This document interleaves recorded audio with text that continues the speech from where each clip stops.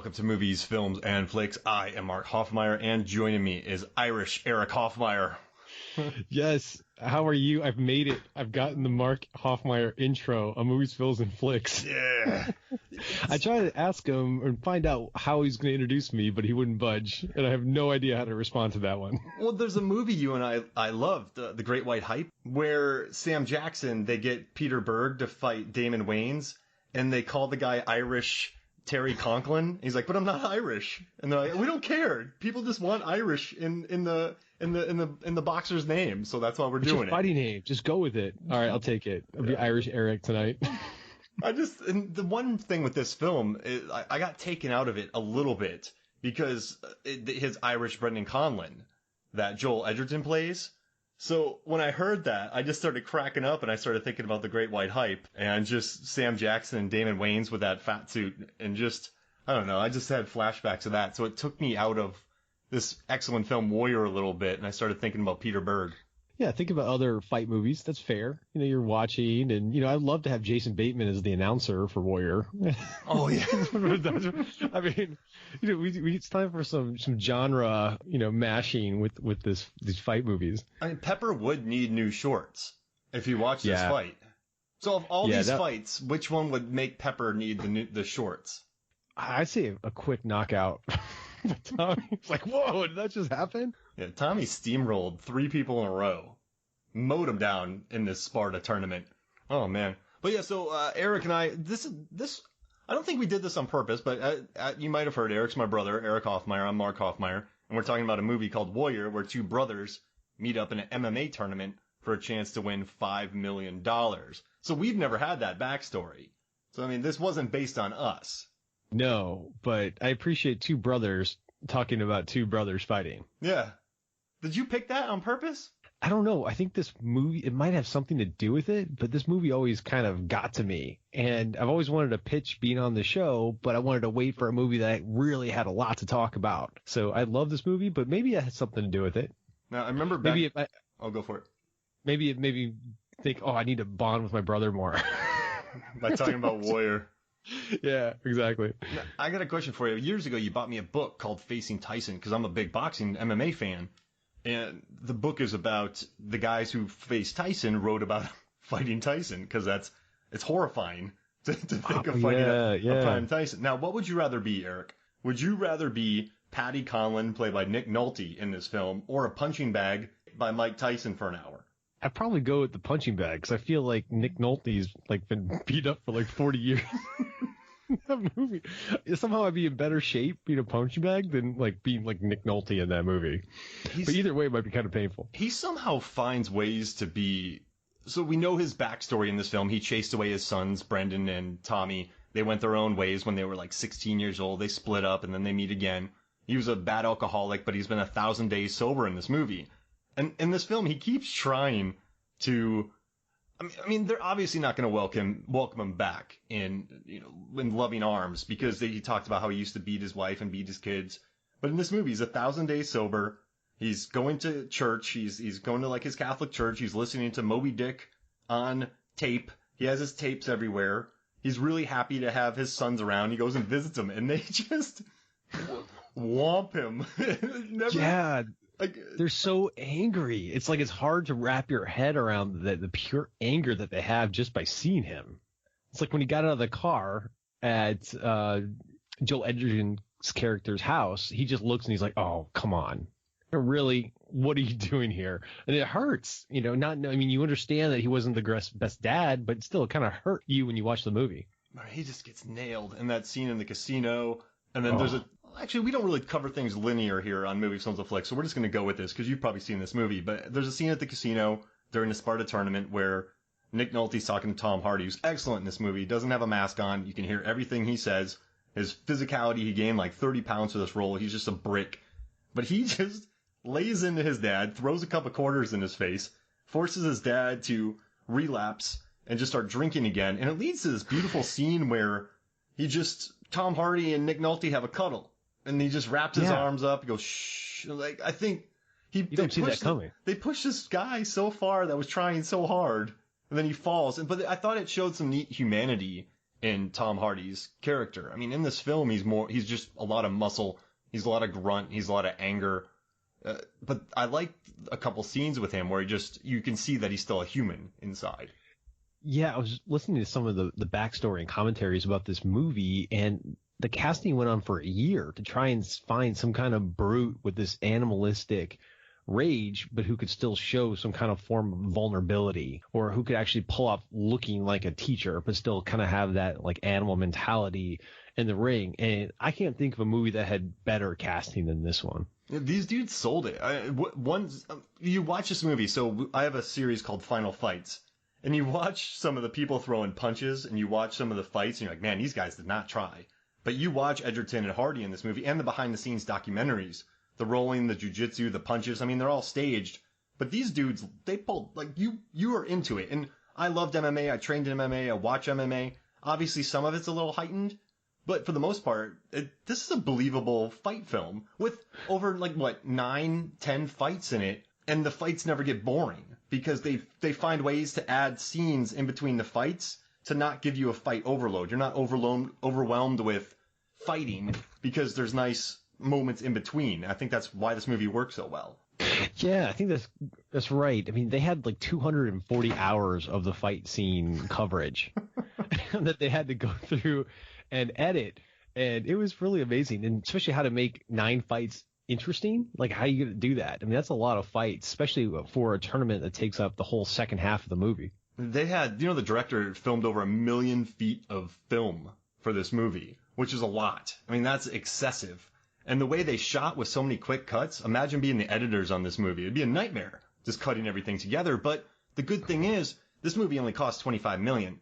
So that's not that expensive. And also, while you're there, get the footage. I tell my students, overshoot, get too much, shoot too much. So that's why I don't know. I mean, but if I was a nightmare, I'd quit. If I was an editor, I'd quit. Actually, the first AD on this movie quit. And really? Yeah, the first AD was like, I'm not doing this. This is stupid. I don't want to do this. So he's like, we can't do this. We can't make this movie. You're crazy. So he ended up leaving, and then they got another first AD who was dating Catherine Bigelow at the time, like Hurt Locker, Point Break. And like every good first AD should say, he's like, I got it. I'm like, well, we didn't even tell you what we're doing. He's like, I got it. So they took this guy, Jamie, on board, their first AD, and he shot the movie. But, I mean, for $25 million, this doesn't look like a $25 million movie. And I like what you said about the actors, because I don't know if you watched the movie Miracle by the director. Gavin O'Connor directed this. He directed Miracle, but he hired skaters because they spent so much time on the ice. But in this movie, they spend so much time out of the cage, you wanted actors. And I thought, so they had to spend all the time training. And I love what he said, too, man. It's kind of dirty. But O'Connor, the director, he's like, I like to hire people who don't have much work. They haven't done much, so they'll work harder on set. Because if you hire a big ball or a Roger Deakins, one of these names, you're going to have to pay them a lot. And you're not going to be able to work them to death because they're going to be like, listen, son, I've been here for 30 years. You can't do this. So we hired, like, the DP was Masanobu Takanagi. He did the Gray, Hostiles, brilliant. Spotlight. He's done Silver Linings Playbook. The dude works magic. So I just love that. Yeah, he wasn't a big name before that movie. I mean, no one really knew who he was, and he kind of, he wanted that. He wanted that hunger, that kind of fresh perspective. And I've heard that M. Night Shyamalan does the same thing. He doesn't want to have big names. He wants to have these fresh looks, and that's how he tries to keep his work fresh. And it keeps his work cheap. Yeah. That's how you get these workers, man. Like, hey, you want to make a movie and work 120 hours a week, and I'll pay you scale? Yeah. When I first started working in the film industry, man, I was carrying cameras through gator holes and chopping down trees with chainsaws. Oh, the Everglades. Getting paid next to nothing, but I was starting off. And so these people, like, I was getting surrounded by bees, carrying dead gators around, snakes. I wouldn't have done that 5 years later. I'd have been like, screw it, like triple my pay. Like, so, yeah, I mean, you kind of got to do that. At that point, his actors weren't huge stars either. Like, imagine if Warrior came out now with how big Tom Hardy is. I mean, they would have made a lot more money, but the fact that it was just kind of on his uprise that he got him at the perfect time. And frankly, I'm surprised those actors didn't quit either. DP. I mean, you got to, like, Hardy had to leave his son in London, go to New Mexico for 2 months and train and work out. I mean, he broke a rib and a hand, he said. Edgerton, like, tore some cartilage in his knee over the course of 2 months. I mean, it was a big commitment.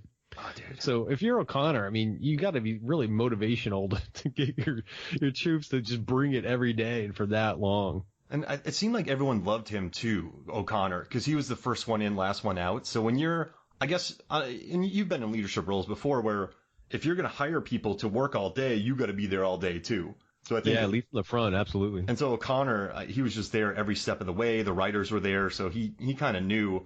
And you know what? Hardy said something was interesting. He said this was a really hard movie for him because he had to do 5 transformations. He had to do his build, his accent. He had to become a fighter. Then he had to become sensitive. And then there was another. But he had 5 transformations he had to make for this movie. I mean, a lot was asked from this guy, and he nailed it. He had no fighting experience whatsoever. No. They were saying one of the reasons why his fights at the end were so short because he didn't have that experience that Joel Edgerton did, like, you know, practicing karate for 10 years. So he had that background. So that was part of the reason why Edgerton's fights were a lot longer, because he was able to kind of take that choreography, which was interesting because I've always found that in tournament movies, like the good guy, like, okay, quote, good guy, right, always has a harder road to the tournament final, whereas like the quote bad guys or the antagonist kind of like skirts along. Just meets him in the final. So I was like, why are they making, you know, Tommy Conlon, you know, Tom Hardy's character out to be like this bad guy who just goes through everyone? But it turns out he just, you know, he wasn't as advanced on the choreography. Oh, that's cool. And you know what's interesting? I didn't know that. And I guess people kind of complained about him steamrolling people. But since I'm such a big MMA fan, there was a guy named Houston Alexander that fought in the UFC before this ever took place. And he ended up fighting Kimbo Slice. It was like one of the worst UFC fights ever. But his first 2 fights, man, he fought Keith Sargent, steamrolled him. Then he fought another guy, steamrolled him. Because they were like, who is this guy? I'm going to crush him. And he just whomped him in the next, like, he just whomped him. And we're talking maybe 40 seconds for each fight. So I guess I kind of buy that Conlon was able to do this because no one knew who he was. And then he got found out, of course, and got his arm broken and did all that. But and you know what else is cool is about these fighters. So you have Joel Edgerton's character. He's a physics teacher, but he was loosely based on a guy named Rich Franklin, who was the middleweight champ, and it was a math teacher. So Rich Franklin was the champ before Anderson Silva came in. And then when Koba, Kurt Angle, who was actually a gold medalist, came in to fight on this, he was based on Fedor from Russia, who was an absolute monster, like loosely based. And then like the guy with the mohawk, he was like a Chuck Liddell-esque looking guy. Oh yeah, and all those guys train with him, other than Angle, but all those guys like they fought in the tournament were actually their stuntmen that they trained with for a couple months before the movie. And I didn't even know that was Kurt Angle until later. Like I had no idea he was the Russian fighter, but he was perfect casting. I mean, he looked scary as hell. Yeah, he looks like a badass, like a bad Russian that just is quiet and smushing people like Fedor was. And something interesting, man? Jace Jeans, who was, so the first fight that Edgerton gets into in the stripping lot parking lot, Jace Jeans is his stunt double. No, he is Tom Hardy's stunt double, and since then, he's Jason Statham's stunt double. Oh, okay. Yeah. And then also, Joel Edgerton, his brother Nash Edgerton, did a lot of the sword choreography on the Star Wars movies. He's a big Australian stuntman, so everyone knew about his physicality. His stuntman was Sam Hargrave, who just directed Extraction on Netflix with Chris Hemsworth. He's the dude that, he was on Captain America Civil War. He was a stunt coordinator on that. He's been in tons of, like, all the Marvel movies, and he directed Hemsworth in Extraction. So he went from being kind of Joel Edgerton's stunt double to assistant stunt coordinator to being a director of, like, the biggest Netflix movie ever. So I see why they did that if they're cutting costs. Yeah. Hiring like interns. Hey, let's turn our stunt doubles into like these opponents that they're actually going to fight, and we only have to pay them once. It's brilliant. And the director was the promoter of the show. Yeah. Oh yeah. Yeah. Good call. So I mean, they were. I mean, also the guy when Tom Hardy signs up at the gym and then beats up Mad Dog, the guy that signs him in was another coordinator. So they were just throwing in their entire crew wherever they could. Like pretty much everyone in the crew got a role. And also, it's got to be good for morale, right? If you're a bit player and you get put in the limelight, I mean, that's got to be great for morale and street cred for O'Connor. I mean, that if I was one of those guys, I'd love to work on one of O'Connor's future movies as well. I mean, there's nothing better, man. That happened to me a couple times on The Following, and then it happened to me on pouring the wine yeah, on American Reunion, and then it happened to me on Hunger Games. So I just got dragged into stuff. And it feels good because you get double pay. And so one day I was walking around, I was in control of about blocking off 30 floors during the Hunger Games because people were rappelling down and you had to keep people out of the frame. And I got dressed up as one of those stormtroopers and I was running up and downstairs just to make sure all the young kids were in place, and I had to run down, play dead, go back up. But I felt cool. It was horribly uncomfortable. But, you know, like you get tossed mix it up a little bit. You're part of the crew, you have some fun. And then also the stunt coordinator on this, J.J. Perry, we've been doing a lot of Final Fights episodes, and he coordinated the great final fight in Haywire, and he also worked on the Vin Diesel movie that just came out, Bloodshot, that we absolutely love. He was the stunt coordinator on that. He did Second Unit. But this dude, so he went from this movie, right? And he's working on Fast 9, Gemini Man, Skyscraper, Fate of the Furious, Last Witch Hunter, Expendables 3. He's doing all the big movies. So he was the stunt coordinator on this $25 million film. And now he's doing $300 million movies. So the talent they brought in was sick on this movie. This legit, and it shows. Yeah, so why isn't this movie bigger than it is? I mean, you've got all these other sports that have their it movie. Like, I guess boxing has Rocky, and boxing has Raging Bull, and, you know, you got Miracle for hockey, or Mighty Ducks for hockey, for that matter. But this was almost 10 years ago, and MMA is huge. Why did they not have an it movie, and why wasn't this movie bigger than it was? That's a really good question, because MMA was big at the time. When you think about the champions, John Jones was a champion, Anderson Silva, Frankie Edgar, Junior Dos Santos. They had some huge names as champions. So this wasn't back in the day when Tito and Chuck were fighting every other week. This wasn't when Hoist Gracie was submitting, well, no, he didn't fight a sumo. He was submitting Ken Shamrock in UFC 1. This was the heyday. This is Tap Out. This was the major, I don't know, like, time for that sport. But also this movie, like we said, it doesn't have that massive marquee name yet. I don't think people really quite knew who Joel Edgerton was. Hardy was kind of hot off Inception. He was in Bronson, but he wasn't a name. Jennifer Morrison wasn't really that big of a name. None of the fighters that they fought were too big of names. And I think it just, MMA, as much as a bubble that I'm in with it, it still wasn't that big. I mean, I think they were on UFC on Fox 1 by that time. So it wasn't even hitting the mainstream quite yet. So it gets released. It doesn't have all the momentum in the world. It was also released in September. That's not a great time. August, September was always quiet. So it just, you have this movie where there's no clear antagonist. There's no love story. There's no love story in it. There's no... Well, between the family. Oh, yeah. I guess between brothers and fathers. But I guess you don't have like a Yo Adrian moment. Well, you do. Yeah, I love you. Probably because it's equal part drama and equal part action. So it's like the action people aren't quite all happy. The drama people are like, you know, I'm not really into fighting. So it's kind of hard to appease everyone involved. But I thought they did a damn good job. Oh, it's excellent. I think it's just the time, the names, and I mean, it caught on with an audience. And also, a tough thing about this movie, and one important thing you watch in these films, and they were talking about it in the commentary, and also you learn about this when people make comedy movies, which is this isn't. But this movie starts off with a dialogue scene between Tom Hardy and Nick Nolte. It doesn't start with a bang. It doesn't start with a fight. It doesn't start with gratuitous anything. So normally when you have some movies, you always have the cold open. Bond, F9, Rocky, those matches. You always open into something like hot. But in this one, you have Tom Hardy drunk, asking his dad for a drink. And I do like that when he asked his dad, Nick Nolte, for a drink, Nolte's like, nah, I don't drink. Or I'm done with it. And Tom Hardy goes, this isn't your brand anymore?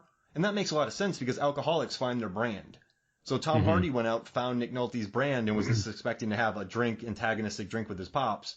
But instead it turns into this argument. Like, it turns into this totally different world. And I imagine being in the theater on that. This movie got an A Cinema score, 82% Rotten Tomatoes. Very high. Academy Award nomination. You know, it's Best Supporting Actor, 8.2 on IMDb, Eric. That's sick. Like, not many movies. It's the 160th movie on IMDb's top 250. That's rare. So people adored this movie, but it's not mass. it's not a mass audience. And I don't think marketing messed it up. I don't think a lot of things messed it up. I just think people weren't going for that at the time. Got it. And it was out of the theaters. Oh, sorry, go for it. I don't know, speaking of the beginning, have we given an overview of the movie for the people who may not have seen it yet? Do you want to give a quick overview? Yeah, I mean, it's about all right, so what it is Warrior. It's called Warrior, and I'll read this thing. The youngest son of an alcoholic former boxer returns home where he's trained by his father for a competition in a mixed martial arts tournament, a path that puts a fighter on a collision course with his estranged older brother. Protagonist versus protagonist. Yeah, I mean, that's why I love it. Yeah, we were trying to figure out another movie, and we were talking about Captain America: Civil War, but we couldn't really think about too many other protagonist versus protagonist films. And man, I can't believe this. This is 8.2, and this is 423,000 rankings on IMDb, which is insane. But also too, this movie had no chance for word of mouth because the second week it went from number 3 to 8, and so. When a movie drops to 8 in a busy landscape like this, it's out the theaters in 4 weeks.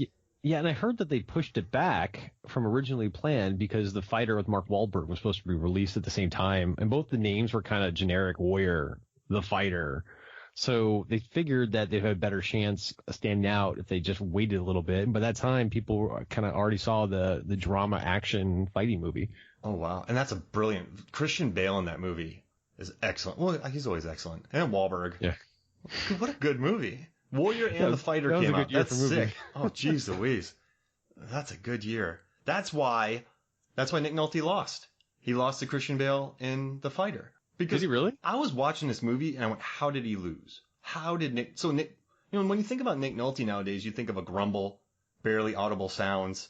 But this movie, he's beautiful. It's a beautiful performance. And people are standing up and giving him claps on set. No one ever gives standing ovations. The only times I've ever seen standing ovations on set is when people survive a motorcycle crash or do a great stunt. I've never seen someone in a diner talking get a round of applause. And that's what he got. For someone who's been around for so long and has done so many different types of movies, and he's passed on movies that would have been like dream movies for any other A-list actor, for him to get excited about a picture, it's got to have a lot of nuance. It's got to have that whole range, and you can tell he was really into it. He was all in. Oh, that's so good. And I mean, imagine him working for as long as he did in the business, acting alongside Tom Hardy or Joel Edgerton. Well, he doesn't have any scenes with Joel Edgerton, but he loved working with Tom Hardy. Nick Nolte did. He's like, did he? This kid's got talent. You know, he's just thinking to himself that this is a guy who's going places, and he really dug it. And he was always on set. He was always around. He was always there to improvise. I mean, it shows. I mean, the way they have this. And you don't, when you think of Nick Nolte, you don't think of emotion. You don't think of him being sensitive. And in this movie, he lets it out. But he lived that life too. Like, he's earned that craggly voice and those and the leathery skin. Like, he's lived. So I think it was good casting on their part too. Yeah, definitely. I guess another thing I like getting off of Nick Nolte was I loved Frank Grillo in this movie, who plays the trainer of Brendan Conlon. I mean, Frank Grillo, yeah.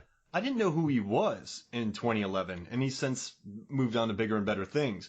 But watching him, like, this dude is awesome. Just the way that his movements, the way he talked, the way that he worked Brendan. And he actually took after a guy named Greg Jackson, who's in Albuquerque, New Mexico. He trains John Jones. He's trained Joe Daddy Stevenson, Diego Sanchez, Holly Holm, who was a champion. He's trained champions.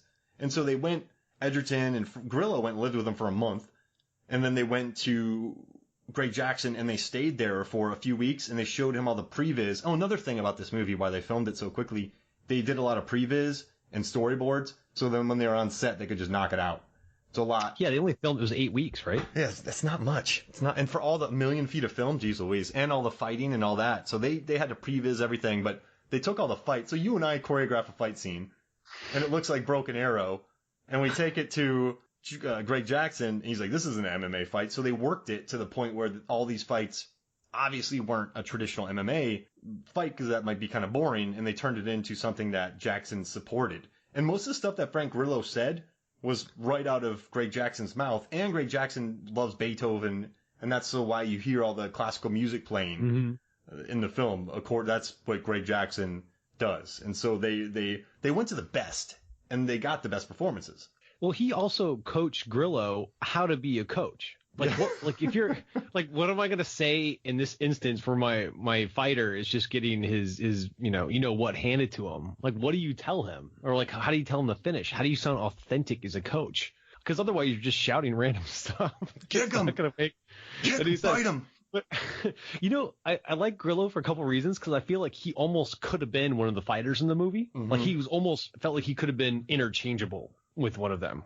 Like, if Hardy didn't get it, I could almost see Grillo taking that role. And I was thinking about Grillo, and I just noticed this. I've seen the movie like 4 times, 3 recently.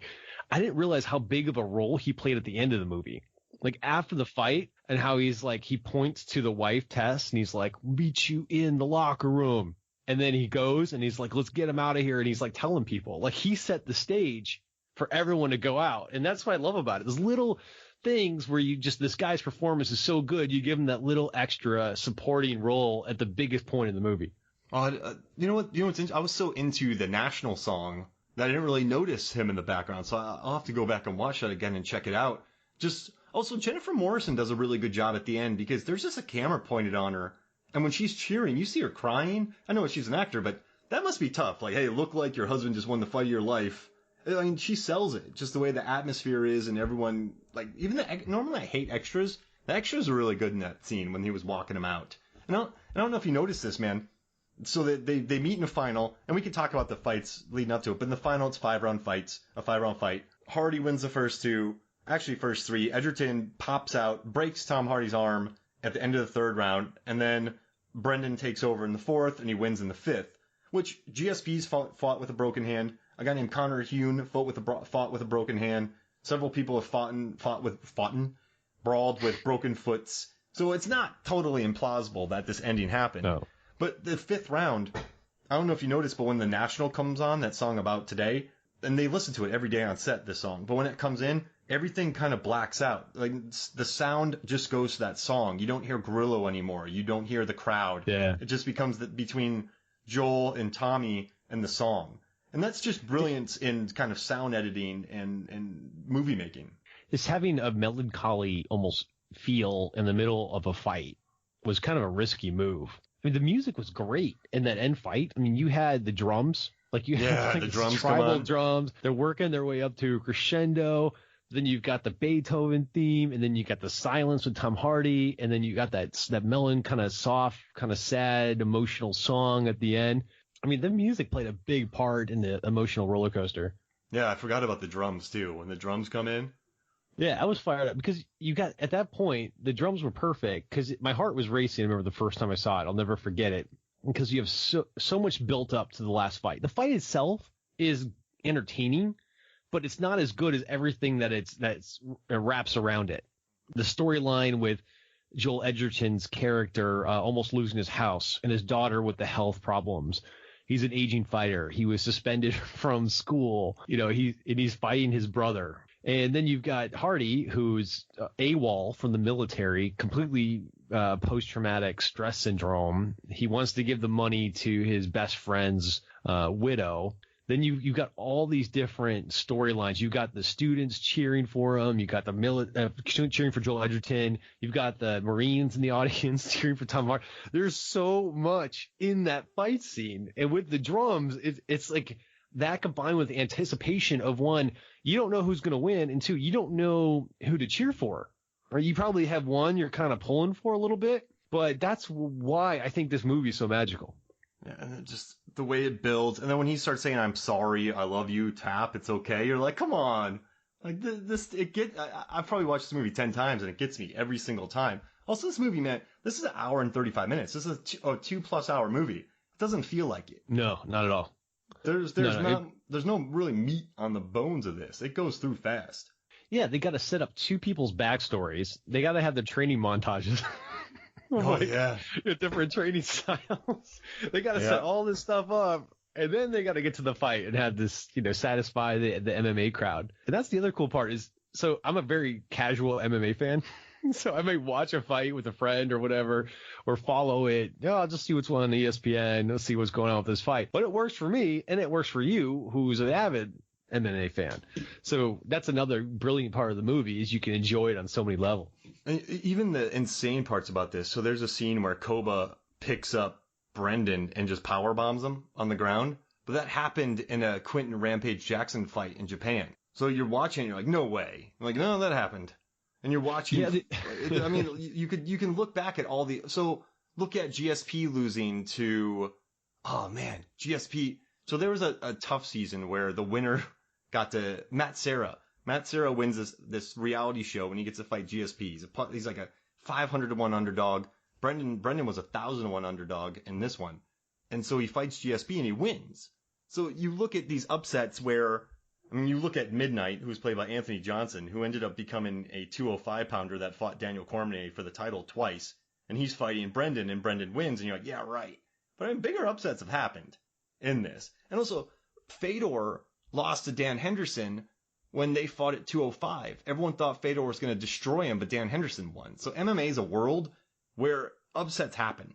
And so you're watching these fights. I feel like they probably happen more in MMA than they do in boxing because there's so many more of them.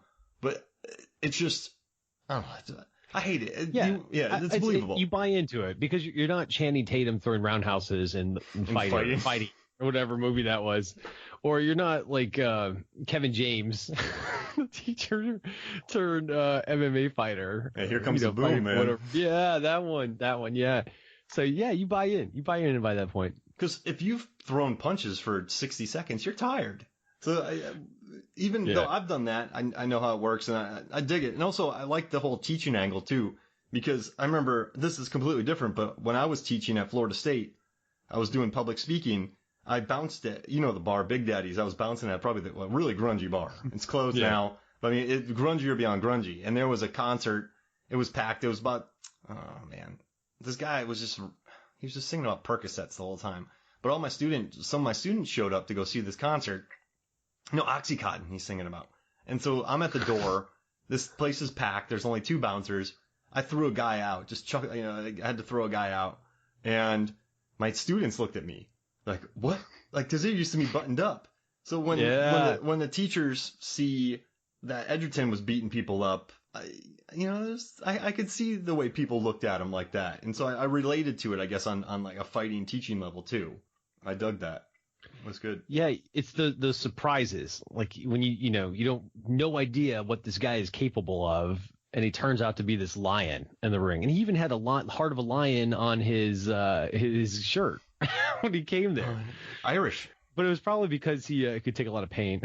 So that was his move. Like, take a lot of pain and then, like, just fall to his butt most of the time and get wailed on until the round ends. And then submit a dude when he's tired. Yeah. Oh, man.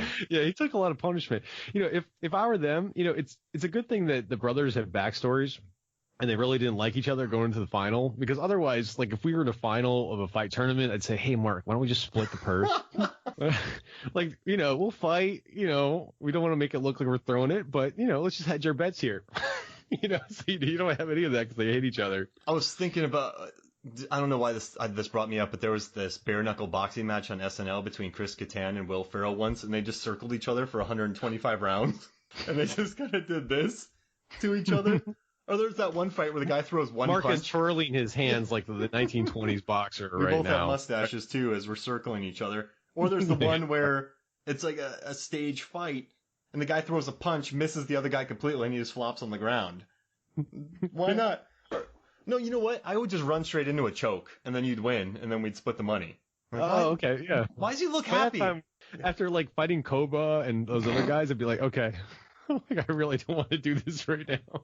If we made that deal and I had as easy a run to the finals as Tommy did, and you had Koba and Midnight and Nate Marquardt, who fought for the title, you had those 3, I might reconsider.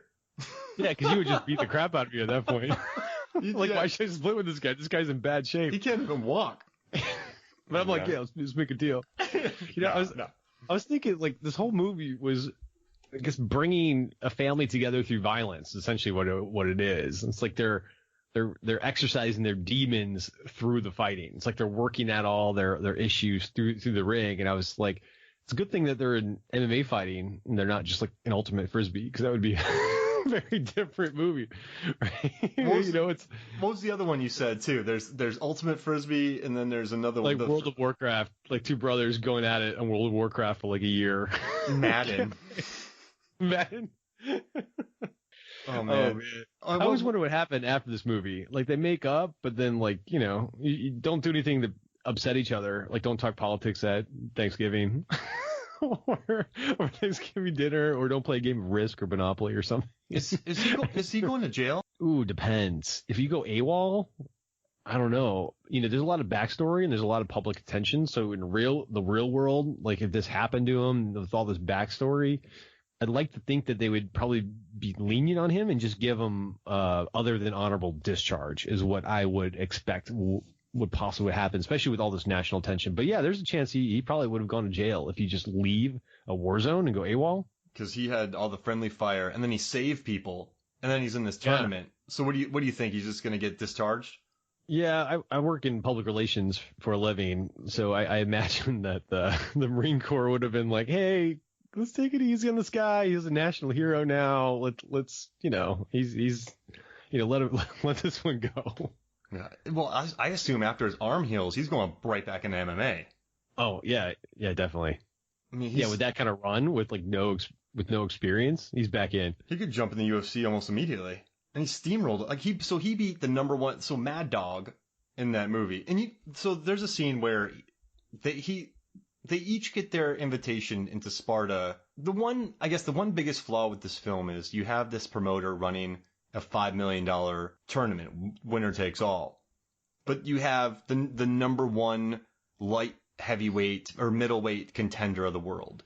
You have Koba. You have massive names.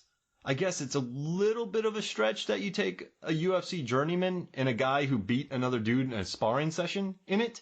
That's probably the biggest gap. But that's where you have to suspend reality enough to do it. So that part when Tommy first beats up Mad Dog in the ring, like you have no idea what's going to happen because at that point you haven't seen him fight at all. Mm-hmm. So they're about to fight. Mad Dog had just beaten up on some random guy. Was all cocky. You could tell he was a total jerk. And then that front kick just to surprise him right before he started wailing on him and knocking him unconscious. You did not see that coming at all. Like when you're first watching the movie. And you never see it again. Like, holy, what's that? And you never see it again. What's that? That's in his arsenal. He never front kicks again. Yeah, he goes for just the clothesline. The clothesline the next time. And he just pummels Mad. And then Mad Dog's like, all right, let's do it for real. And he gets wiped out. There's dudes that knock out their training partners. So I love that he went in there and knocked that dude out. And it's unexpected. You don't see how bad it's going to be. I mean, he wipes that guy out. Yeah, it's very gratifying. One, because you're rooting for Tommy, and two, because that Mad Dog is such a jerk. Like, he's just beating up on these guys, training with them, just trying to make a buck. You could tell, like, immediately you're rooting against that guy. Yeah. That and the stupid mohawk, and you're like, okay, I don't like this guy whatsoever. And he makes the Rocky joke. He's like, where's Adrian and Paulie? He says that I had no idea what that reference was. I had to, I was watching on Amazon Prime, because it's streaming right now. And so I tapped the screen where you can see the notes, and I'm like, oh, that's what he was saying, because I had no idea.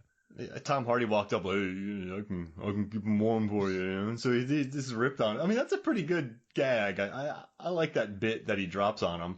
But I kind of like, this is 2011.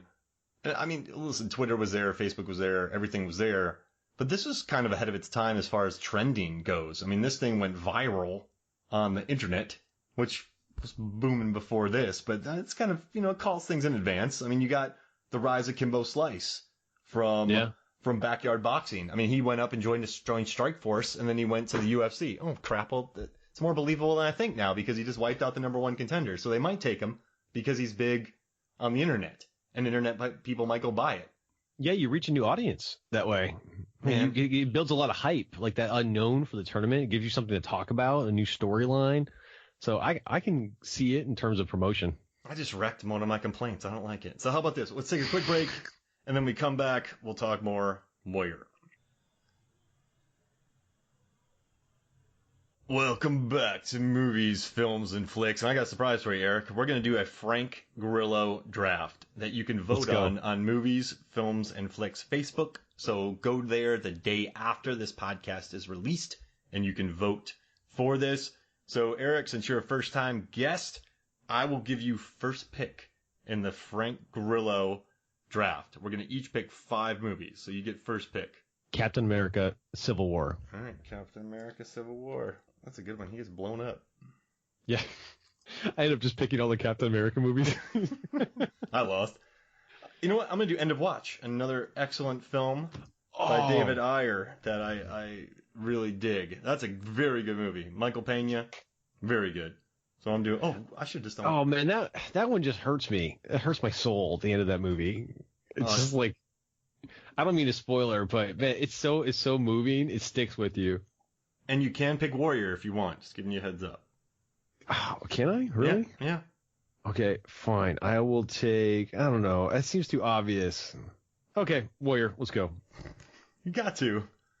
Yeah. All right, I'm gonna do The Gray. The Liam Neeson's Wolf Puncher movie. He's in that. I like him a lot in that one. The Gray. Oh, man. Good call. All right. I'm going to take Beyond Skyline. Oh, that's a good one. Have you watched it? Yeah, I did. That one was a fun ride. It was just kind of a quick, digestible, enjoyable movie. Him and Iko Ue fight aliens. That's so great. What's that? Him and Iko Ue fight aliens. That's it. And I wrote a review and the director liked it and he follows me on Twitter.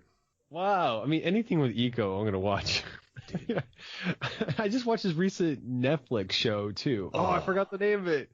Oh, it's good. Yeah. Man. They had the stones and the elements. And the lady from Vikings is Catherine Winnick's in it. It's The Wu Assassins. Wu Assassins, yeah. Sorry, I blanked out on that one, but I enjoyed that one. That was a good series. Oh, yeah, that's real. I dig it. All right. All right, Eric, do you mind if I'm cheap here? Do you mind if I go for super cheapness? All right, so I'm going to take Captain America, Winter Soldier. Okay. All right. I'm going to take Homefront because I love James Franco as a bad guy. Gator. Imagine. That's the only reason why. I guarantee it's going to be the only film ever made that features a final battle between James Franco and Jason Statham. Yeah. I mean, this shouldn't even be a battle. I mean, I don't even understand how Franco would last one round with Jason Statham in whether it's a gunfight or whether it's a fist fight, any capacity. That's one of those movies where it was written in the 80s and it finally got made. And you can tell it's an 80s movie that got made in the 2010s. Oh, I did not know that.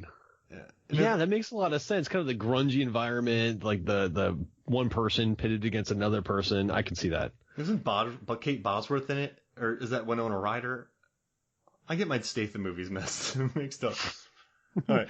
Yeah, they all blend together. All right, I'm going to go super cheap again, and I'm going to take Zero Dark 30. Oh, that hurts my soul. That was going to be my next pick. Why'd you have to do that, man? That was like one of the best movies ever. I'm playing dirty on this one.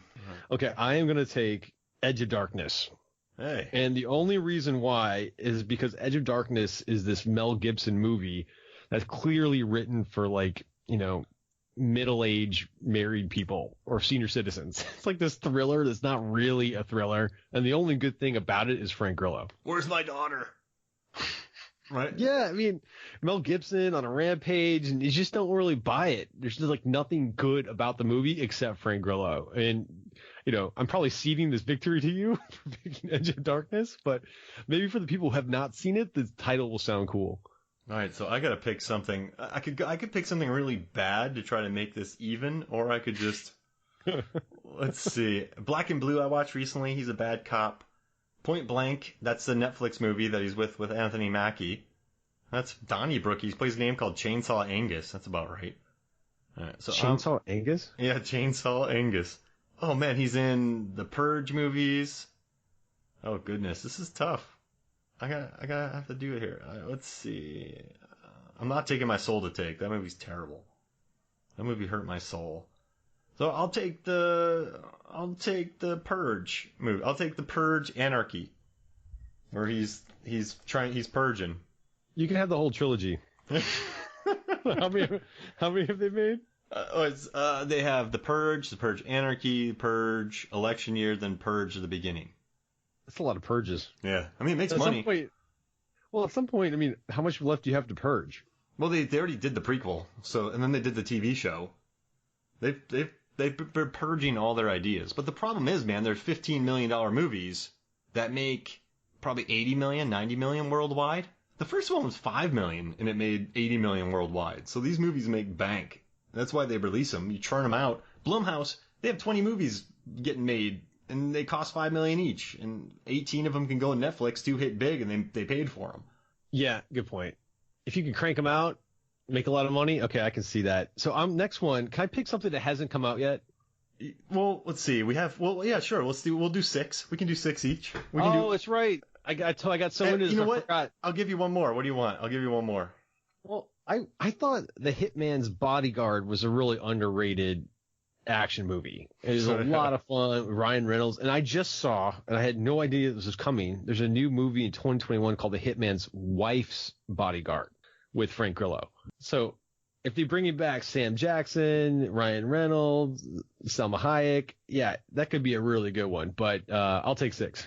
All right. If you can lose one, I'll let you lose one. All right, we'll hash it out later. We'll figure out who makes the final cut. All right, The Hitman, Wife's, and I'll just do an anticipatory pick. Hitman's Wife, Bodyguard. Well, I get to make one too then. So I don't know what this movie's about, but it's called Jiu-Jitsu. So I'll take. Is that coming out? Yeah, it's called Jiu-Jitsu. It hasn't come out yet? It better be about you. I love literal title films. I like just tell me what it is. Like Beyond Skyline, I don't know what that is. They should call it Fist Fighting Aliens, and then I'm all in. You know, Snakes on a plane. Brother Fight. That's the name of this movie. That's what it should have been called. Brother Fight. It's very descriptive. You know exactly what. I'm gonna go with Brother Fight. What's that about? What's about brothers fighting? Every movie should be very literal. Arrival. Exactly. To be drunk dad or something. That would be Nick Nolte this summer is drunk dad. Brother. So he's got another one called Fight World. I guess Grillo's really trying to get into the fight genre. Yeah, he's trying to take this all out. He wants to have every single title. He just tries to stay in shape that way. He's like, how can I stay in shape and still be employed at the same time? Perfect. I'll do another fight movie. All right, so I'm looking up this. Donnybrook. 2 men prepare to compete in a legendary bare-knuckle fight where the winner gets a $100,000 prize. What? And Jamie Bell is fighting in it. Who's Jamie Bell? He's the kid. Oh, James Badge Dale's in it. He's the guy in Jamie Bell. Let's see. He was in Tintin. He was the other jumper in Jumper. He was in Fantastic Four. Of course you know about the jumpers. Yeah. I'm all about the jumping world. There needs to be more jump. So he was in Billy Elliot. He was in Snowpiercer. He was in Rocket Man. He was Chris Evans' sidekick in Edgar. He was the sidekick to Chris Evans. Hey, Frank Grillo could be the jump kicker. This is a jumper sequel. You would love it. The jump kicker. That's the only way you can land is when you're throwing a kick. Or only way you can teleport is if you're in a kicking motion. And you got to make that noise. When I was living in Korea, Norbert, who was a guest on this a lot, we used to do jump faces. So if we were in a weird situation or we didn't have much to say, we're gonna leave, we're like jump face, and we'd make that noise and do a little weird jump face like Eddie Griffin. No, yeah, Eddie Griffin from the new guy when he teaches that kid how to do the It was like a tick though. Yeah. Okay. So yeah, we would do jump faces to and also Jamie Bell was in King Kong. I did not know he's been in a lot of movies. Which one, Skull Island or the one by Peter Jackson? Peter Jackson with the bugs. Okay. Skull Island's a good fight movie. That could be a good final fight for your other pod. Oh, when he fights that big guy? That's a good fight. That is, but I never understood Tom Hiddleston to be some kind of like woodsy archaeologist scientist. Like he's just too good looking. He's too polished. I just couldn't buy into Tom Hiddleston in that movie. To me, it was just Tom Hiddleston in the movie. It wasn't an acting role. It wasn't whoever he was playing. A slow motion sword scene.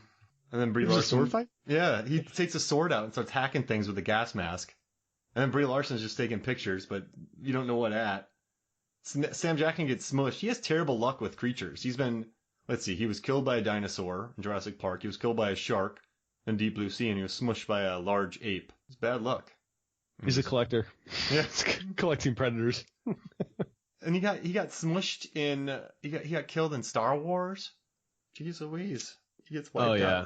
Mace Windu. I remember The completely staged scene with him like just laying near a window for no reason. Yeah, they stepped next to an open window for that final scene. You gotta get him out of there, I guess. Who wins? All right, King Kong or Tommy Conlon? Healthy Tommy Conlon. How mad is Tommy? Is it before or after he made up with his brother? It's Does he still have all that before the first Mad Dog fight. Before, oh man, is King Kong like the same size? Are they like King Kong's King Kong? Oh man.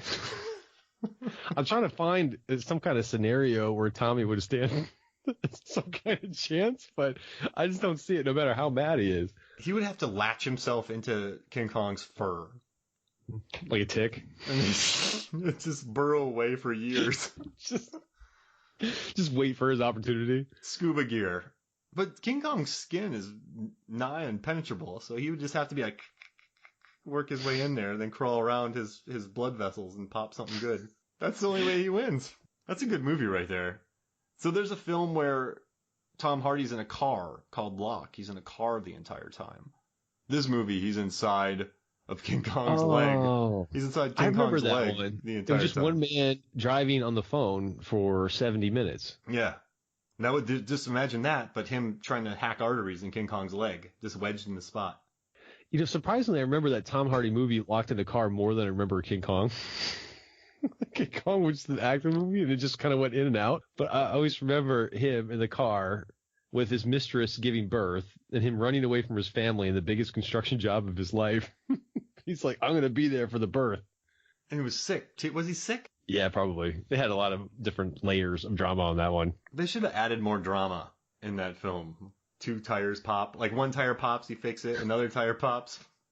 I can't make it. I'm a flat tire. I can't find the spare. He gets into an MMA fight on the side of the road. Oh, that was a good one. Thanks for reminding me about that. You know what was a good character introduction was this, and this is when we first meet Edgerton, when he has the paint on his face. So you don't really even have to know anything about his character, but you know enough to know that he lets his daughters dress him up and he's patient with it. It's cool. And that's why I dig Family movies. Man. Yeah, I dig movies when Ed Norton's running in the rain in Born Legacy at 4 a.m. in the morning. You don't have to know anything more about him after seeing that. Like, dude runs in the rain at 4 a.m. That's insane. So you see this scene, and then he's working out in his home gym. So, okay, well, he doesn't go to the gym. He works out at his house. He's a family man. You learn pretty much everything about him in that first scene. Yeah, then his wife was going off to work a second job or something. Yeah, they have 14 jobs between the two of them. That's what I was thinking, because kid birthday parties are expensive. So I was like, why would you think you're hurt for money? What are you doing having this kid birthday party? That probably cost you like $500, like right there, having all the entertainment and food and presents. So this is how I think with kids. Oh, yeah. Oh, man, save your money. Skip the birthday party. You don't have to fight someone in a strip club parking lot. You have 10 kids. Let's say you invite 20 kids over. And then let's say, what do you think? On average, maybe 15 of their parents will come, or 12? Yeah, you need drinks and food. And most likely, like here in Miami, everyone has a bounce house at a party. So you guys kind of rent a bounce house, other activities. Charcoal. It adds up. Man, it's getting expensive here. So you learn that he wastes his money. Yeah. He doesn't have a budget. It's quite a contrast when they introduce the two characters, like the guy getting dressed up like a clown by his daughter, and the other guy showing up drunk at his estranged father's house. Yeah, it's solid character building, and I like that in scripts too. I just like learning about characters through their actions too. I dig that. About them. And less like explorative dialogue, less kind of like talking to kind of catch you up that way. You could see it instead of being told it. So I really respect that. Yeah, it's cheap too. You don't have to use all the dialogue. You don't have to pay people to be out there. You can just show it. I love that scene about it. And then I also like too when Edgerton's talking about fighting at the strip club parking lot where he beats up Jason Statham's stunt double. He's like, yeah, these guys just watch too much UFC. They're easy to beat. And I mean, but I think that's true. I mean, this is a regional circuit that he's fighting on, so it's probably, he fought pro, so he's a washed up UFC guy, so a ton of dudes who are just getting training want to say, I beat up a UFC guy. That's good cred, so they're gunning for him. He could probably get a fight easy enough, but he's also kind of a ringer in there, because he just has to outlast him and take him down and submit him. Yeah, he probably was like, I like to get into this game. He's like a shark, kind of acting like he's not really into it, but he doesn't look that ferocious either on the outside, which is partly why they casted him. And it looks like Rich Franklin. When we're off of this, to look up a picture of Rich Franklin, he was the math teacher, UFC champ. He just looked like a dude, like a surfer guy that could have been surfing. And speaking of surfing, they wanted to shoot this in California, but they went to Pittsburgh because of the tax breaks. But I think that's smarter. This works better as a blue collar vibe than rather like a West Coast blue collar vibe. Yeah, they didn't have to recreate anything. I mean, you're there. I think that's why the fans at the end fight, they're all from Pittsburgh, kind of felt like this community feel to it. So, yeah, definitely authentic. Yeah, the students. I think he did a good job with the students. You like those kids, and you don't feel. What I like about this is as someone who's taught a lot. In so many movies, some guy's like, yeah, and that's the lesson, and then the bell rings. I'm like, everyone read chapter 6 and talk about it when we come back in class. I liked his interactions with these kids. Yeah, I was thinking, I never had a teacher like that in high school. Like, no one's that engaged and that, like, passionate. They were hungover and telling us to listen to Billy Joel's We Didn't Start the Fire, pick one thing from it and write a paper. Yeah, watch this movie. Schindler's List. Schindler's List? What? So that part I was like... How many times did you watch Schindler's List in high school, Eric? I can't remember. Wasn't paying attention. I remember when I was a freshman, you were a senior, and you and some of your classmates watched it, and you were talking about it. So yeah, I remember. Oh, good memory. Yeah, I remember everything movies. I don't remember anything else, but I remember conversations from 1998 about Schindler's List. Well, I'm very proud that I'm number 2 in the family for watching movies. I watched the second most movies in the family. That's still a lot. I'm ranked number 2. That's right. But I mean, I like the way they set this up. I liked the way he was an engaging teacher. I liked the principal too. I mean, so you know what I thought was cool? So this director, he knew that he wanted to bring in, he didn't have much money, but he wanted to bring in good actors. So he brought in Noah Emmerich to play the guy at the bank who's telling him that he mortgaged his house for his daughter's heart surgery. So he brought in that guy to just do a day's work. Then he brought in the principal, who's been in a ton of movies, Kevin Dunn, just for a couple days worth of work. So he brought in really good character actors that maybe owed him a favor to do strong works for a day or two.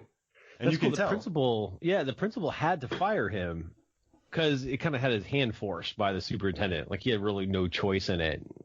So it's like a poor writer would have made the principal out to be some bad guy or some jerk, but a good writer's like, okay, well, he probably didn't want to do it, kind of had to be forced because, there's other forces out there. And then the guy became his biggest fan at the end. So I thought that was a fun ride. Yeah, a bad prince. Carlin, gosh darn it, how much have I been on you for this? What's wrong with this? This is the last time I'm going to tell you. Yeah. Was that, So I Married an Axe Murderer, that when he tries to get tough on him? No, never mind.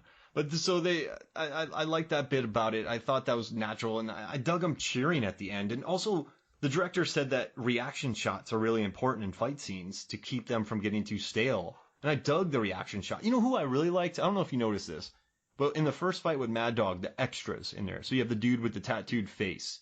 You have the guy. Yeah. Those dudes looked like they hung out, and that gym. That was just an empty warehouse that they built a gym in. The production designer did a great job. Yeah, and that was a brand new gym that they built to look grimy.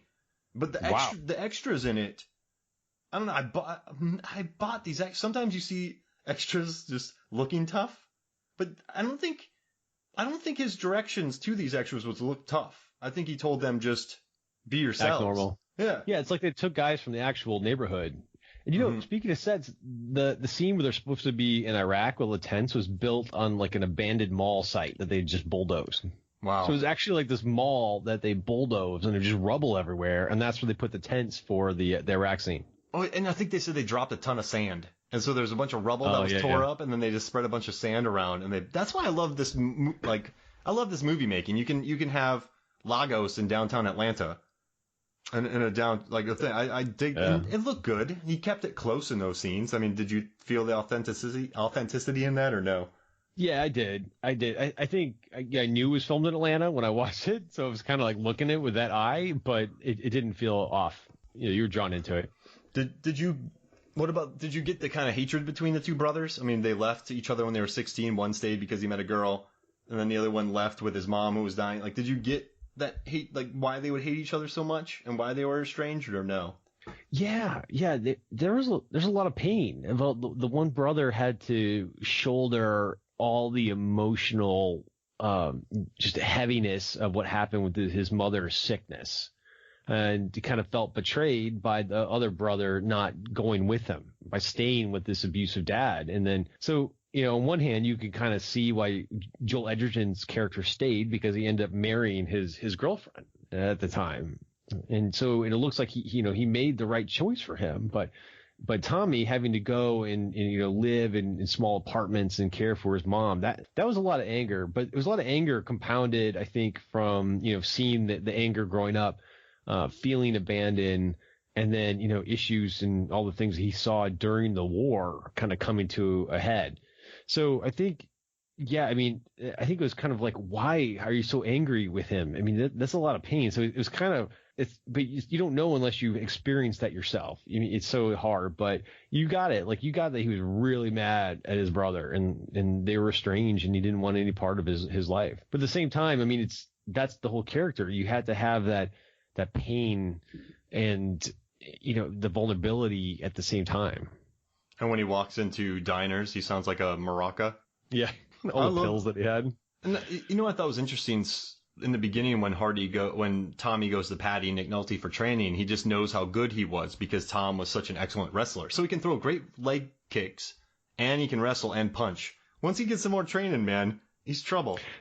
They based him off a real Pennsylvania state wrestler too. Like, oh, there's yeah, a kid that yeah. they patterned it off who actually won that many matches, and that's who they built that character after. So that amount of research that went into this is incredible. A blue collar wrestler from Pennsylvania, that sounds terrifying. Just wipe the floor with you. That's wrestling country for sure. That in Iowa. 2-1. Man, when we were in Florida, we would have gotten wiped. Those kids would have wiped the floor with us. I wouldn't have lasted long.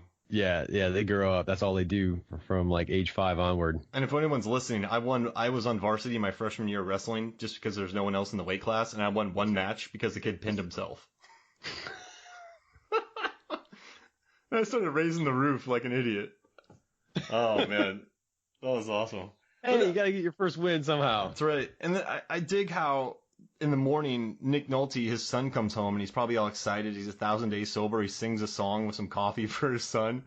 And Tom Hardy just lays him out again. And he's like, I'm throwing the coffee pot away in a half hour. You better get down. That was a good response by him.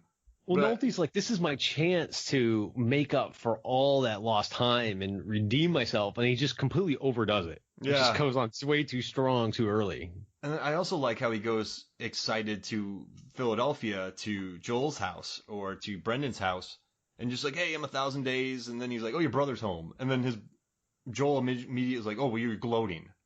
He's like, no, I'm trying to. Dude, I've never done things right, so now I'm trying to do things right, but I look terrible, and you guys are angry. You guys have ever, but it's just you just assume that I'm trying to be a jerk, but somehow I'm not. Oh man, and his hat game in this too.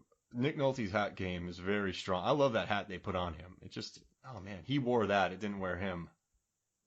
He takes it off when he's sad. Oh man, that poor guy. Oh, yeah, man. His hat could have got nominated for an Academy Award about emotions it portrayed to the movie. Best hat. That could be an MTV. Best hat acting. Indiana Jones. That's right. Harrison Ford has 4 of them for this fedora. Who else has done good hat acting? Probably Gene Kelly. I can't think of anybody else because he always Johnny Depp, Pirates of the Caribbean. Oh yeah, that's a big hat. He wears that. I'm gonna get you, sucker. That is a great scene with the hats, with the people hiding inside of it. Jeez, always. But no, I mean, also too, what'd you think about the beach scene when the brothers finally meet? You know, they've kept each other for so long, like, apart from each other. But I liked when they first got there. I liked that, like, their conversation about how you left me, and they haven't talked about. Have they talked since they were 16 years old? No, they hadn't. Zero contact. And you go through half of a movie before the stars even come close to interacting with each other. And that was kind of neat. I mean, there's not a whole lot of movies where you have these parallel stories and then they all kind of come together halfway through. So, yeah, I mean, I almost thought they were going to start fighting, like right there on the beach. Like, I mean, at the time, Hardy's character was rolling up to me, like the way how aggressive he was and how angry. There might have been some punches thrown, like right there on the beach. I love a good beach fight. Haywire, that's a good beach fight. But I think Gavin O'Connor did a good job. He wanted to start slow and build it to where it sped up at the end. And I think he succeeded at that. He really built a cool. It didn't. Once it got going, it just kept rolling. And yeah, there's spikes of action though. There's different spikes of action leading up to it. Yeah, it's a good point. He beats up Mad Dog, and then he beats up Jason Statham's stunt double. And then the long training montage, which the director didn't really like, he said. He's like, what do you think about this montage? You're like, well, we had to do it.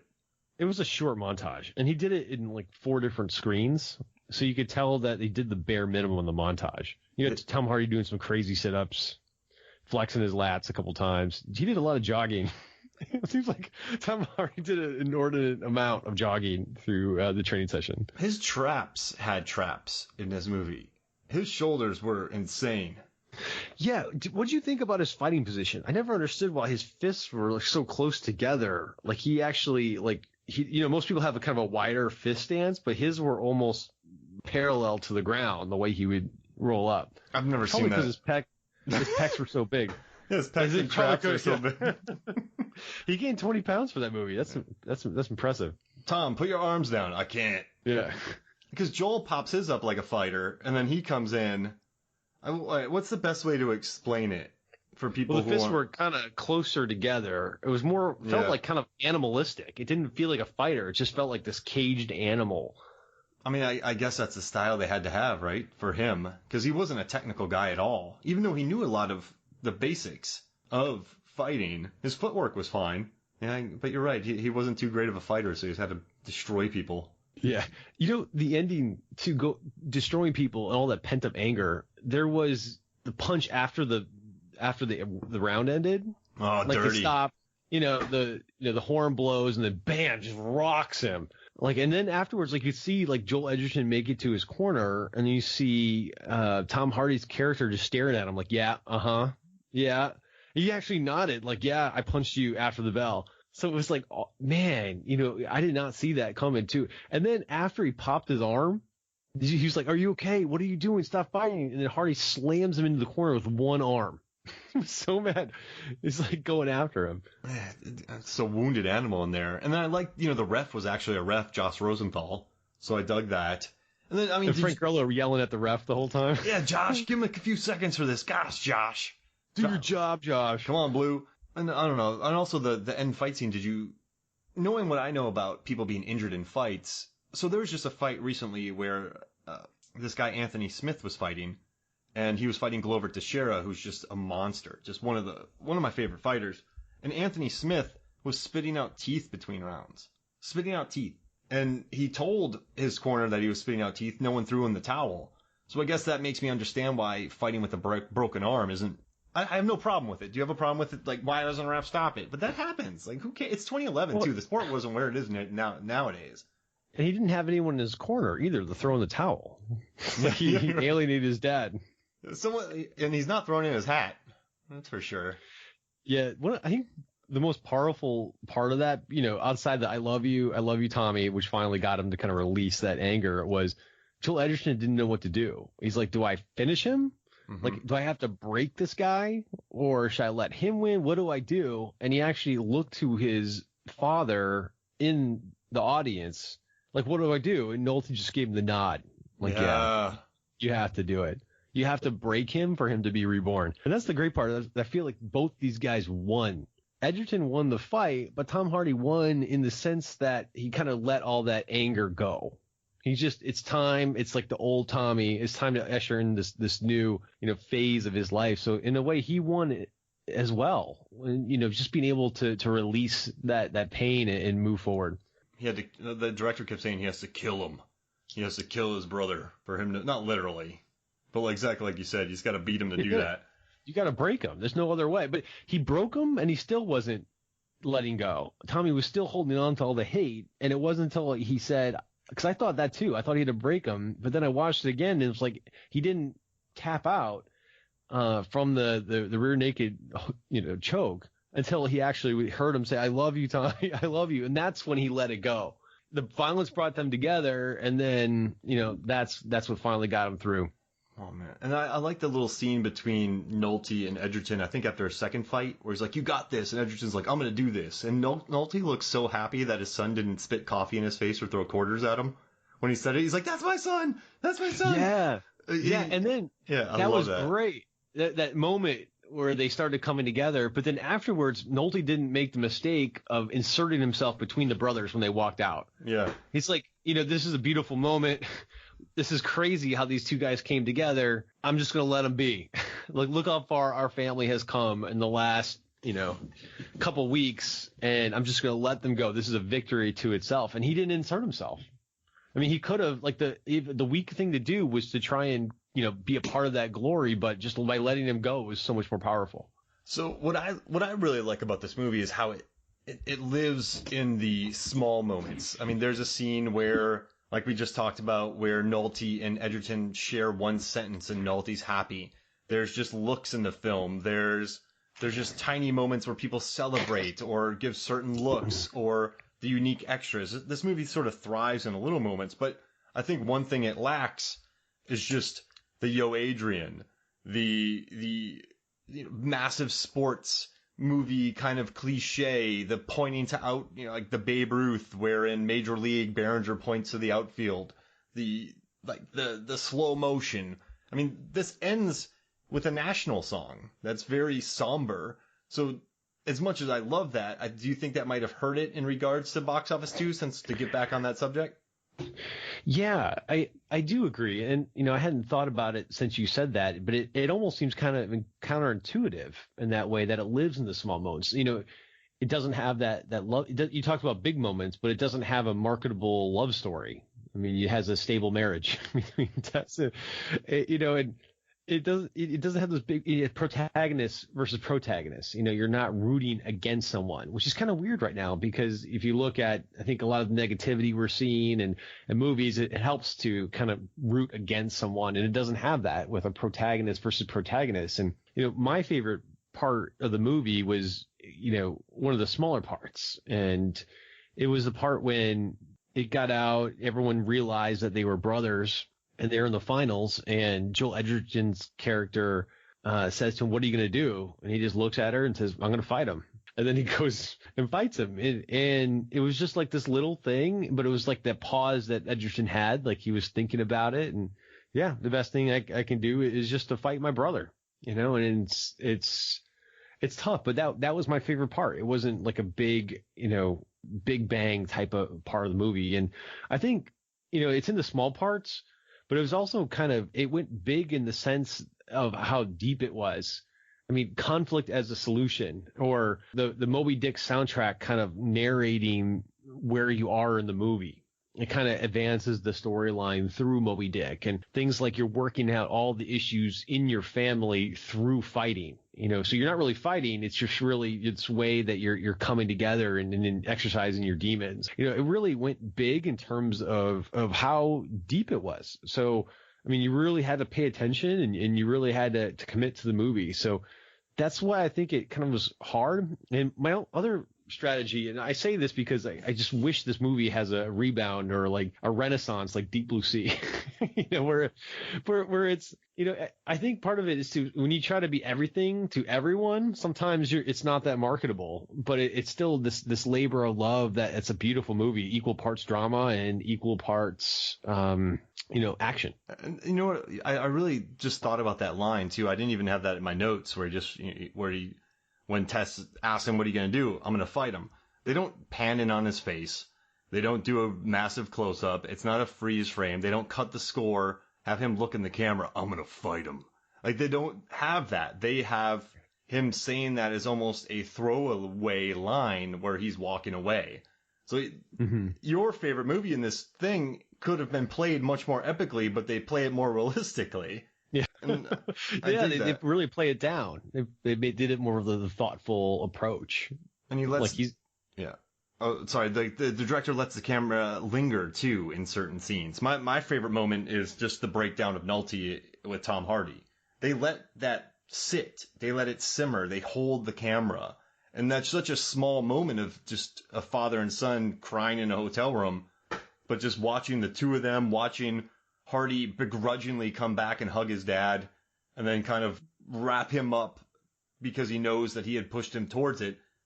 Once again, it's not played as epically as it could. It could have been, Scarlett, my dear, I don't give a damn. There really could have been some epicness to it. But once again, Gavin O'Connor chose to shoot it more realistically. And I think that might have hurt him in the short run, but, 8.2 on IMDb. I'm really surprised by that. I never see scores like that on IMDb. So you have thousands and thousands and thousands and thousands of movies with ratings, and this is 160 on IMDb. That's big. Yeah, even when I was researching for this episode and I'm looking at like the best MMA movies, like I saw a good article on The Athletic Jiu-Jitsu? and I saw, and Warrior was at the top. It was at the top of all of them. Everyone loves it, but it doesn't make any money. It's amazing. And here's what's crazy. The thing is, too, is what I like is that they went out of their way to make sure the MMA community loved it. And the MMA community did really enjoy it. Anthony Johnson, Nate Marquardt, all those guys who are in this really dug this movie. And it's kind of funny. We did an episode about the movie Days of Thunder, and NASCAR gave them full permission to do whatever they wanted in that film, and then they hated it because they showed them building cars in barns, and all the cars do is rub against each other and bump each other. And NASCAR had to order a gag order on some of the racers from talking crap about the movie. And I didn't know that. Okay. because they had unprecedented. Just they use whatever from NASCAR they wanted. And NASCAR's like, we hate this movie. But in this one, it always seems that way. When you have too many resources, you have too much time, you have too much leeway, it almost works against you. But if you have a small budget, you got new people, you shoot in 8 weeks, you can really grind the best out of people, make it more realistic. So sometimes it works against you when you have all those resources. And we talked about that with M. Night Shyamalan. When he got a bigger budget, his movies got worse. But then he scaled it back for The Visit and then Split, and his movies became really popular, fashionable again, because he went back to being small. And when you don't have that budget, Marvel can do it. There's some big budget movies, Gladiator, that can really pull out that vibe with very expensive movies. But I dig it. When your movie has $5 million, you got to prep the heck out of it. So you know that movie inside and out. You don't have the luxury of going onto set and going, what are we doing today? I don't know. Well, we'll figure it out. Yeah. You know what you're doing. And so you have to be cheap and creative. You can't afford all that gear all the time. You can't afford all that. So you get creative. And I think that's what they did on this too. And 25 million is not big. Let's put some money on it for inflation nowadays. So let's say it's maybe 35 million. That's still that's some movies nowadays are 300 million.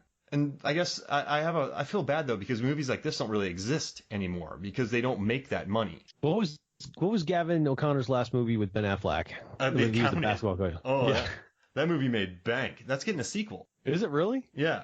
Maybe Warrior was just ahead of its time. No, I think it was. It was just, but all right, look at Accountant. It's just an assassin with what did he have? OCD? An OCD accountant hitman? That's the movies people want to watch, I think. Yeah. Yeah, everything's about serial killers these days. You don't want to hear a story about a teacher. It's a lot of the. But this was almost like a reality show. It was very, very real. He went on to make The Americans, which became one of the most popular TV shows around. So this dude. What was the basketball one? What was the basketball one? I'm sorry. Oh, he did The Way Back. The Way Back. That's it. I get it confused with The Way Back. Oh. That's why they should have had a new title for that. But yeah, he's had a trifecta of sport movies: Miracle, Warrior, and The Way Back. 3 completely different sports. He keeps jumping from sport to sport, and he keeps making great films. So he had Ben Affleck as a OCD assassin. Now he has him as a drunk basketball coach. Yeah. He can't just have him so Kurt Russell's a coach. Joel Edgerton's an MMA fighter. He always has to have Ben Affleck. What's next? A drunk basketball coach. What's his trilogy? All right, we'll finish with this. We'll finish the episode with this. A drunk basketball coach, OCD assassin. What's the third in their trilogy? So he's the accountant and The Way Back. What's the third? Oh, man, I don't know. I'm not that creative. But either way, I think that was good because it was kind of echoing what he was going through in real life. So it was very O'Connor-ish to cast Ben Affleck in that movie. He could be something like a guy who has vertigo, but he works on skyscrapers. I don't know. The Vertigo Architect. There it is. I don't know if that makes sense. All right, so we'll do one more thing. You talked about your favorite moment in the movie, but real quick, what was your favorite moment aside from what you said, and then we'll get out of here? Like, what's your sales pitch for this movie, or what's your favorite moment? Whatever you want.